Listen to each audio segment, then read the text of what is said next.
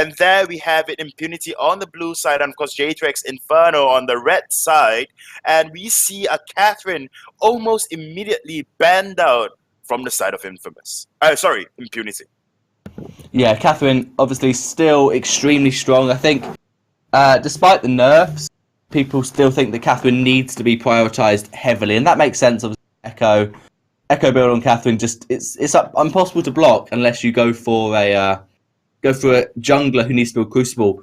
The Idris ban obviously makes sense. We didn't see him a lot yesterday, and I'm very surprised with that Celeste first pick. It's something we saw a little bit yesterday in Europe, but I am very surprised with that. And obviously, Scarf to counter is because if they don't first pick Scarf, it is going to be banned away. And I'd expect a Black Feather ban now, because if they don't, then it's going to be Scarf Black Feather picked up, and that's a really good counter to Celeste. Definitely, but we know Bim on the side of J3X Inferno, he plays a very mean Taka, and Taka, as we all know, is a very reliable counter into that of Celeste. If you can kiten over those core collapses, and you can just change your position every now and then with your Etsuretsu and your Kaku to just get away, and you can almost immediately burst that of Celeste down. However, we do see Glaive coming out for the side, or rather the ban of Glaive coming out for the side of Impunity in return for that cool ban down, and of course a Grace being picked up for the side of J3X Inferno. Yeah, I'm surprised with the Grace pick. It does make sense. Grace, probably the strongest captain, I feel. But it does leave Blackfeather, Lance, Lyra, two of those heroes open to be picked. And obviously, I know I've talked about Blackfeather a lot, but he's really good at evading CC and diving onto a backline mage, which both teams have got. And you almost always see if Celeste is picked, Blackfeather's banned, or if you ban Blackfeather, that implies you want to pick Celeste or even a Scarf. Of course, you said Taka could work, so that could be the thing they decide to go for. Roam Lance, and they're going to go for the Kestrel Celeste comp. So this is a jungle Celeste, definitely, and a lane weapon Kestrel. This comp is known for being fantastic at taking objectives, especially Kraken at 15 minutes. It just melts immediately, and I think, as you said, Taka would just be fantastic against both these heroes. It's a comfort pick, it's a counter pick. I think it makes perfect sense. Yep, definitely. I mean, Taka would be the hero to go to at this point in time for draft, since, the side of Impunity, they have very, very squishy heroes, and their only wall in front would be that of Quarter4 on that of Lance. Problem with that is, picking up two squishies and then opening Taka to your enemies would mean that they can easily pick that up. They can bypass your Gideon Wall, your Impale. However, the side of J3X Inferno will actually settle for that Vox. That is very interesting. I did not expect Vox at all. I don't think that's a very smart draft pick, personally. I think Vox against Kestrel is decent. If you get in range as a Vox, you can do a lot of damage against Kestrel. Even go towards the Elder Treant. Quartervar with that Dragon Blood, going to probably try and pocket. Misses the Impale, so Quartervar going to take a lot of damage. Fan the Flames from Scarf, doing a lot of work. Scarf can use the boots actually to try and secure this kill. Spitfire doesn't quite do enough, and now Defq trying to get those glimmer shots in. Now J3X Inferno should freely be able to get two Treants, one away from Impunity and the Elder, whereas Kestrel smartly is deciding to just go for the lane. Go to lane, try and push it. He actually can't push the lane because he doesn't know where the members of J3X Inferno are. He thinks maybe they're waiting in the bush to come and kill me. We have no vision. We have no map control. And so he is forced to just back off and farm slowly. But Celeste gets the kill. Scarf died to the Elder Treant, and Kahlua had to secure that. That's not a way you want to give up first blood, Luxuria. That is not indeed. And that was, I guess, just overconfident as to your tankiness as a Scarf. But all in all, it is 300. Grace is like full health as well. Just let the Grace tank it. I guess, decision making is one of the things that J3X doesn't excel at. But all in all, I guess it will not affect them all too much. We do see a 100 gold lead for the side, or rather, at this point in time, very even in terms of gold lead. But I want to point out of a point that you pointed out earlier on, and that would be that Castro just does so well against Fox in that early game. And I must agree with you on that, because very simply, because Defq on this Castro, he's very comfortable on this Castro, and on top of that as well, the amount of burst from Weapon Castro in that early game just outscales Vox's damage. However, Vox can actually build a very early Poison Shift that way just to counteract the burst coming up from Castro and just to help with the sustain in that of lane. Yeah, I think Vox might get a Poison Shiv. It's likely, even though there aren't any healers, it's just useful against the Eve that Celeste is going to build, and that's going to be Baby get pushed back by the Githian wall, but who's in trouble? It is Quadrivoire. One basic attack does secure the kill. Definitely gets a stun with the active camera, but it's not enough. Kahlua still alive. Baby very healthy, and there's some Iron Guard contract on Kahlua, so they're going to be able to regen health. Celeste trying to come up to lane to give DefQ a bit of a hand, and he's going to be able to farm under turret. Nibim Bim gonna rotate up, nice spit fire onto DefQ. All the minions have gone, so nothing really going to come out of this except the fort kill. Yeah, this will really just go down to Blue City, but Blue City's on the chase for Kahlua. He wants to go in, and Kahlua is going to fall with the Impale. One more Heliogenesis able to secure the kill. There's some nice vision actually from Quadrivoire. We saw that scout trap yesterday, and it's exactly the same place, and it works extremely well. It does indeed, and I must say, it's a rather weird, I will not say it's a weird position to put the scout trap, but honestly, in that path itself, it reveals a lot because of the rotations, and on top of that as well, it allows the entirety of Impunity to see where you are as a team. So, you know, and Impunity, they are known for the sentry rotation of sorts, and thus having a scout trap there just gives them more control over the enemy's jungle. And I'm quite surprised because I'm sure J3X Inferno, if they've watched yesterday's matches, would have probably just popped that scout trap there, but unfortunately that is not the case. However, we do not see the aggression coming up from Impunity like that of yesterday when they had the Scarf and Castro comp. Instead, you know, it is a rather passive game all in all, and honestly they just want Blue City to really farm up, get the level 8, get, you know, the extra range on Heliogenesis before they actually want to commit to anything by the way they are playing at this point in time. Yeah, Impunity are free to just wait for the power spike on Celeste. I think that would be a smart move, and it looks like Baby could be going for the Breaking Point Double Tyrants build on Vox. I think that it's quite a good build, and it's seen quite a bit of an emergence given the nerfs to Tension Bow and Poison Shiv. People have gone back with the extremely old and old Breaking Point Double Tyrants. It does work, and it will deal a lot of damage if he can build up those Breaking Point stacks on Lance.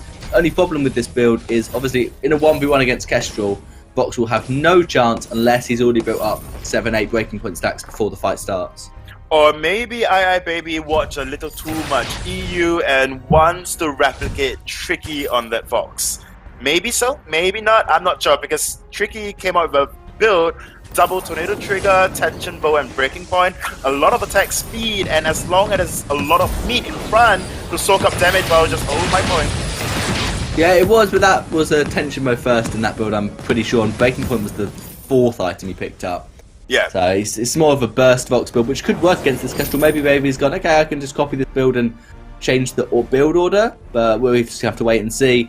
Lance has got his Fountain, so that's reasonably late, but there weren't any real big team fights, so Quadrivoire won't be caught out for not having that early. Although J3X Inferno pushing the turret, nice glimmer shots, 300 crit, but that turret is so low. Dragon Ball contract on Kahlua will not be popped in time, and that turret is about 5 HP away from dead, but it is alive, and there is no minion wave to push. Bluxity's back in lane and almost level 8, so this is really good for Impunity. They haven't lost much time. Double impale, double stun, actually blocked up by Baby very nicely. That is going to be a miss on the knockup. Quadrivoire forced to use the Fountain on himself. Lovely Solar Storm picking 2 members of J3X Inferno, and the impale should be a kill. No, Kahlua boots away, able to survive. And now DefQ is going to push the wave. Baby is unable to do so because he's very low and has to back off because his Vox hasn't got that range. Kahlua within a glimmer shot of death, possibly, and it looks like Impunity wants to do their own type. Lovely core collapse, should be a death of Nibim Bim, and it will with the basic attack from Celeste. And they do not juggling turret aggro the best. The minions are almost going to fall. That is a half health turret for J3X Inferno, and actually Kahlua using the ultimate, but both teams are backing off, and that should be okay. Yeah, but Baby at this point in time is in a position to actually push this turret, and I'll be surprised if, you know, the side of J3X Inferno will not. However, Baby will take the last hit on that turret, leaving, and this is quite the the change up, the shake up that we were expecting coming up from J3X Inferno. Like before the game even started, you were saying that J3X Inferno might just take one game away from Impunity, and whether or not the training, the 10 to 11 hours of practice and Vainglory would just be counter-reactive to, you know, getting better at the game rather than just stressing your head out. So in this particular case, we usually would see Impunity being the aggressors, going very aggressively, taking up the first objective in terms of the turret, and then going for that sentry rotation afterwards. But however, at this point in time, we are seeing Impunity really struggling going up against J3X Inferno and Kahlua on this race. Yep, going to go in. Kahlua just getting a little bit of damage. Lux is actually very low from the poke from Scarf, and obviously that engage from Kahlua. It looks like J3X Inferno could go for a gold mine, and that is probably what they're going to start up. There was no healing tree now. It has just spawned, so that will be contested by both teams. Celeste has a Helio on it, and it'll probably be secured by Scarf. Yeah, Lux be forced to back off. Impale misses, and this could be the engage for J3X Inferno. Good damage from Baby. He's already on 6 breaking point stacks, and it looks like they're going to start the gold mine. I doubt there'll be any contest apart from maybe a blind Solar Storm into blind one-shot, one-kill to provide vision. But there's a ton of steal just from range, so J3X Inferno needs to be extremely careful. Celeste, Helio, one shot, misses, nice dodge, and that is going to be secured by Scarf. Actually, Lance picked up a Crucible while he was shopping, and Scarf gets the gold mine. Nothing in the end happens, and Crucible actually finished on Kahlua as well, so that's really important to block the Impale.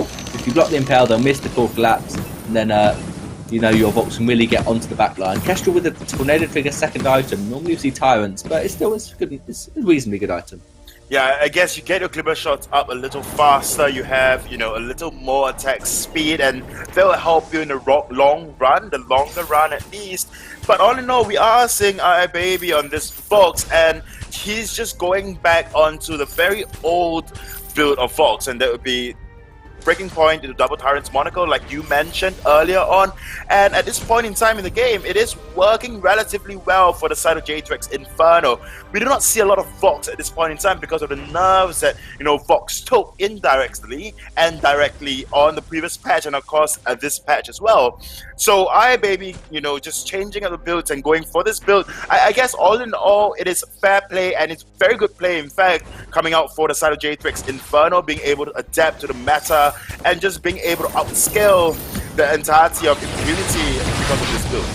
There's going to be some good damage onto Baby. There's the wait for it. Going to go out and connect. Kahlua is going to fall over. DefQ gets the kill. Celeste actually secures that one onto Baby. Now Bim trying to 1v3. Quarterbar going in. Going to Impale actually be blocked. One shot does connect, but Githimore was not necessary, and Bim using his healing flask is going back towards the shot, but not going to pick anything up. He's going to dodge the Impale, but cannot dodge the core collapse. So much damage.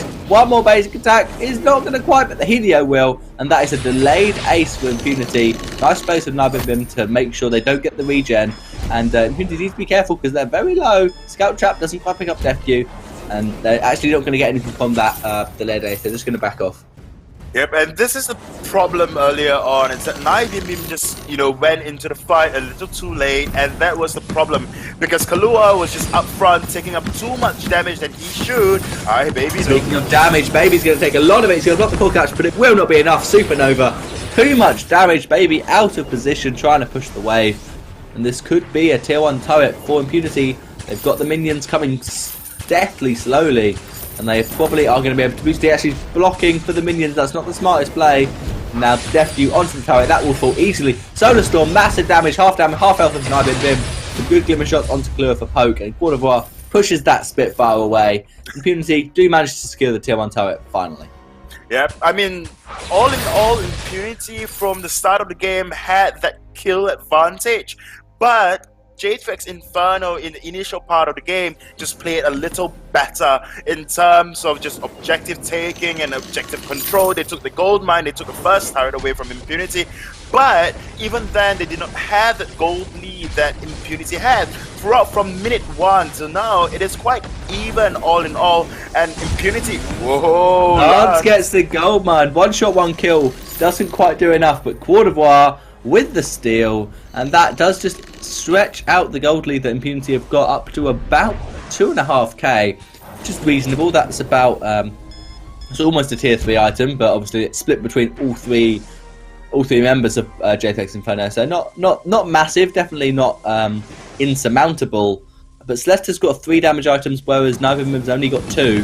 And similarly, Kestrel's got 3, Vox has got 2. So this is the time for Impunity to fight. If they let the match delay anymore, that's a triple impale by Quornavoir. The Githium just to push Baby back. He's going to boots away out of Booklet Dragon's Breath being channeled, and he's going to go on to Blukes, do lots of damage. And the weight quit does come out on Quornavoir, not doing too much. Nice damage from Baby. Not got many breaking point stacks though. DefQ trying to clear the way as Healing is coming down. Supernova not quite going to hit anyone. That's a lovely one-shot, one-kill, and Solar Storm. Blukes is so low. Kalua not quite able to do enough. Nibim once again full health in this team fight. Hasn't even got an even harvest. In fact, I was wrong. Nibim only has 1 tier 3 item, whereas Celeste has 3 Luxuria, and that is a fight for win for Impunity. That is definitely an Impunity. Will be going for the Sentry at this point in time just to push their control a little more, and in that case we saw Nibim just did not partake in the fight whatsoever, and on top of that as well, he just do not have the damage that Celeste has. Like you mentioned, Nibim has got 1 tier 3 item, whereas Celeste has got full 3 tier 3 items, and that was spell doom. Because I mean, looking at CS overall, Blue City, it's kind of even all in all, but it's just that Blue City has got 7 kills under his belt and thus able to pick up, you know, just more items as compared to Nibim on that Scarf. So what J3X can do at this point in time is stop forcing fights, and instead, rather than forcing fights, maybe try to just turtle up a little bit, farm up for Nibim, and then take a fight after Nibim gets at least the Eve of Harvest, if not then Clockwork, if they need to. Yeah, looks like Baby wants to get a bit of poke down, and J3X Inferno, despite what you were suggesting, look like they do want to engage. There is no need for them to fight until 15 minutes when Kraken spawns. Then they kind of get forced to get a flare on Kraken and check if the enemy's doing it. Then you have to contest, you have to try and kill them. But for now, they can just secure their farm and wait. But it looks like Impunity are going to try and push the issue. Looks D level 12, and they're going to go in. That's an interesting play from Celeste. A little bit of lag possibly. And yeah, the Impunity really want to fight, but J3X Inferno don't look like they are in the position to do so. Obviously, Nabimim has now got 2 items, which is slightly better, but he's still not infused, whereas Vluxty is. DefQ, 4 full damage items. Vox has 3 and not quite got an Aegis. This is going to be a very stutter step heavy Kestrel build with 2 tornado triggers as opposed to 2 Tyrant's Monocles. It's still 100% crit chance, but it's just a lot more attack speed and stutter stepping as opposed to Glimmer Shots. Yeah, I guess you only have 4 bursts of Glimmer Shots, or rather 4 Glimmer Shots for your burst damage, whereas for Castro himself as hero, but I'll just have to hold that thought, but maybe I'll continue. So for Castro as a hero, your basic attack just deals so much more damage as compared to Vox. Like you mentioned earlier on, it's that Vox with this particular build would not have enough damage whatsoever, and on top of that, he does not have the sustain the traditional Vox build has, like the point shift into breaking point, and then of course the tension bow. So with that build, Vox has got sustain, can stay in fights for a longer period of time, whereas Baby on this particular build do not have the sustain that point shift provides, and on top of that as well, he needs that burst, he needs to build up, but the entirety of J3X Inferno, the team comp itself, do not quite allow that breaking point build up for Vox. Yeah, J3X Inferno were trying to do a sneaky turret push, but Quornavoir just stalling the minions well enough, so that was not possible. And it does look like J3X Inferno have map position despite being behind in gold, so that's a good rotation from them, but they do want to back off now. There's no need for them to get in a fight where Impunity can just retreat to their sentry. You want to be able to back off yourself and not give up the ace. I think it's just both teams want to position around Kraken, keep vision control. Quornavoir is actually way behind on vision compared to what Kalua is doing. Kalua is buying many more scout traps. And yeah, both teams just don't want to fight. Scarf just farming up, which, as you said, Scarf needs to do to get level with this Celeste.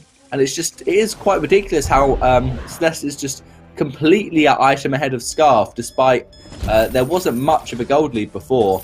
And now Impunity are doing the exact same rotation that J3X Inferno were doing. This time, J3X not pausing home, they want to fight. And there's going to be some nice Spitfires. Not quite going to step. Kalua taking a lot of poke. There's the goop. There's Dragon's Breath of Nibim with no broken myth stacks. Very interesting decision. And he's going to take a lot of poke from Bluxty and FQ, and that is going to be Kahlua going down to the Solar Storm. Baby building up 8 breaking point stacks, blocks the Impale, and now it's 1v3. No, not enough. Glimmer Shot picks up the kill. That is an ace for Impunity. That is an ace for Impunity, and Impunity will go on to take this turret and possibly the second turret, or rather the anchor turret for J3X Inferno as well. DefQ has got a damage, have got double turrets Monaco, double tornado trigger, and of course one turret Monaco. Just look at the amount of damage that he has. So like said, with the amount of CCs coming out from the entirety of J3X Inferno, you would think that they would have the upper charge. They have one very reliable silence in terms of waiting for it on Vox, and on top of that as well, Kahlua has got the stun up, or rather the knock up coming out from Grace's Holy Nova. But for me, just watching all the fights that has been unraveling, it just seems that the entirety of J3X Inferno is just not using those CCs that they have. One shot, one kill comes out. And Baby's going to get nice breaking point stacks onto Cordovar, up 7. Now Kestrel's there. Baby needs to change target. Silence does land onto Cordovar, but Kestrel is going to do so much work onto Kahlua and Baby. Scar past the Dragon's left away. He knows he's dead. We know he's dead, and that will be game 1 going to Impunity. That would be game 1 going over to Impunity, but I must say, in that of the early game, J3X Inferno definitely played well. They pushed their objective, but they just don't have the rotation, they don't have the macros like that of Impunity. The moment Impunity found a loophole for them to hold on to, they hung on to it, and they immediately just posed the comeback. From minute 1 to the end, we saw Impunity have got that kill advantage, but the goal was rather even. Even when J3X Inferno took the first gold, minus 400 gold to each member, and on top of